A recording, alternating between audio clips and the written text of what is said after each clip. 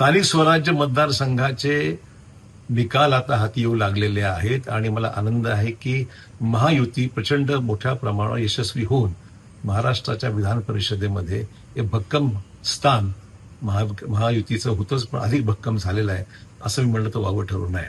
नांदेड स्थानिक स्वराज्य मतदारसंघातून महानगर अध्यक्ष महायुतीचे उमेदवार आणि भाजपचे महानगर अध्यक्ष अमरनाथ राजूरकर एक कार्यकर्ता खऱ्या अर्थाने आज त्याच्या कष्टाचं फळ त्याला मिळालेलं आहे. मी देवेंद्र फडणवीस साहेबांचे आणि आपले आमचे महाराष्ट्राचे अध्यक्ष रवींद्र चव्हाण यांचे प्रथम मी आभार व्यक्त करू. त्यांनी उमेदवारी एका कार्यकर्त्याला देऊन महानगर अध्यक्षाला त्या ठिकाणी संधी दिलेली आहे.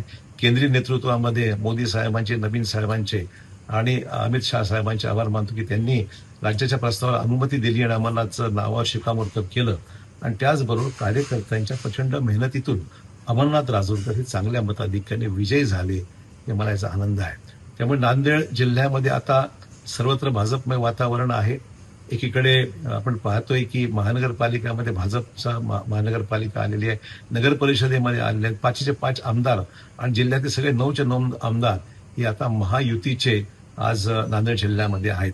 आणि महाराष्ट्राचं चित्र तसंच आहे की महायुतीला ताकद देणारं, शक्ती देणारं एक चित्र आज महाराष्ट्रामध्ये उभं झालंय. नांदेडमध्ये विशेषतः अमरनाथ राजूरकर यांचा अतिशय चांगलं यश मिळालेलं आहे.